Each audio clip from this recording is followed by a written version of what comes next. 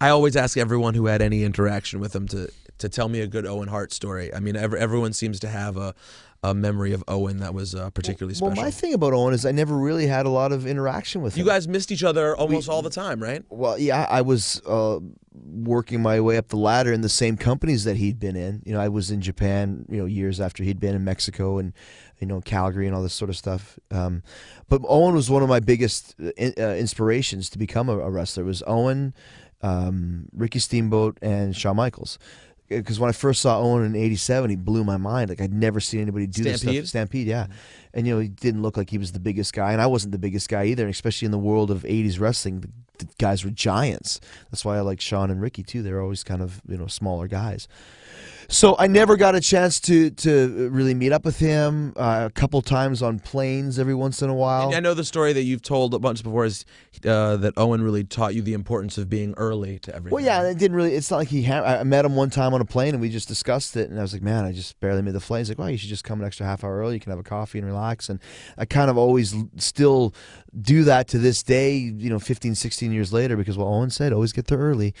But I mean, that's one of the reasons why I always wanted to go to the WWE. It was, if there was a list of 20 reasons why I signed with the WWE in '99 rather than stay in WCW, that would be on the list. So I could get a chance to maybe someday work with Owen Hart. I never got that chance. But so when people ask me, is there anybody living or dead that you wish you would have worked with? The answer is always Bret Hart and Owen Hart, and neither one of them, obviously, for different reasons, that'll never happen. So, but you got some time in a ring with Bret, didn't you? Yeah, but Bret only the last couple, last year. When he came back, but he's got a really bad concussion. No, he wasn't working. He can't do anything, So I'm talking about classic 1994 Bret Hart. That's the guy that I wish I could have wrestled. Did you ever? I guess you must have felt. I don't know if jealous is the word, but Benoit got to have that special match with Bret. Oh yeah. But see, not jealous, because once again, it's like talking about The Rock. I couldn't have had that match at that point in time. I mean, those guys had such great chemistry, and they had such great history with Owen. They really were doing something, almost magical, and inspired that way. And I watched that match. It was 3 segments long. I remember, because I was in the WWE at the time, and just. How amazing it was. I mean, it was a real great match. If you're a wrestling fan, you've never seen it, you got to watch it. But I couldn't have had that match that those two guys had. Not on that night. What's your favorite Benoit match? That he had, or that I had with him? Either one. Both actually would be great.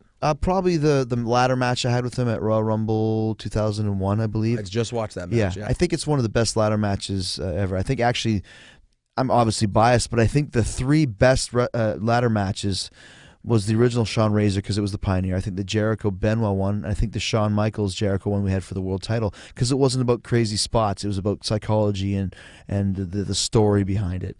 But yeah, that was a great match. I once again wrote about that in Undisputed, about how we did this move where I did the Walls of Jericho on the ladder, at the top of the ladder, and that was all Benoit's idea, and it was a really cool concept and a really cool idea. So that's probably the best one that I like. And what about of his that you remember watching? I think when he won the world title at the Garden, WrestleMania 20, they had the 3-way. That was a great match. I think it was a really cool match that is sometimes underrated. And the crowd, when you watch the match, the crowd was a little flat.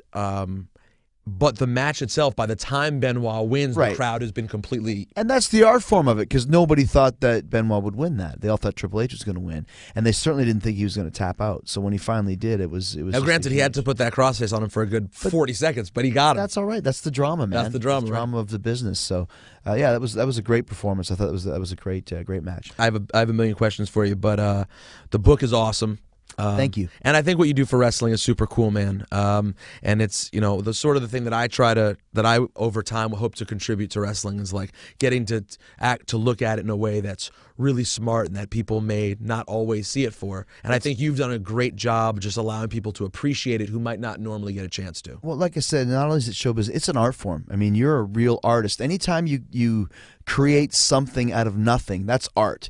And I don't think the art of wrestling gets as much credit as it should. Oh, it's all fake. There's nothing fake about it. It's like saying, "Hey, did you see Pirates of the Caribbean?" That's all fake. Of course it's fake, But is it a well-constructed story with Did a it lot exist? of twists and turns? Right. I mean, did Johnny Depp play a great character that you really believed? That's what we do. I mean, that's exactly what we do. So, to me, that's the one thing I'd like to impart on some of the naysayers. That it's an art form. It's a show business art form like no other.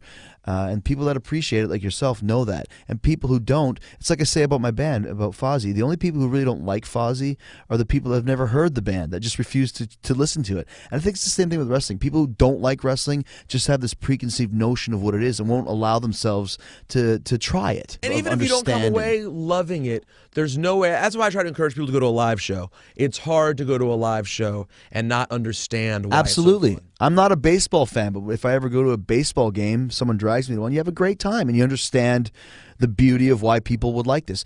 Do I like it as much? No, but I understand it. I respect it. I don't love hardcore rap music, but I understand the art behind it. We're gonna work on that, Chris Jericho. Actually, yeah, boy. We're gonna. That sounded. Yeah. Yeah. You hear that? Yeah. That's a white Canadian right there. Yeah. Yeah. No, I'm gonna give you some good Canadian hip hop CDs. Who is it? Snow?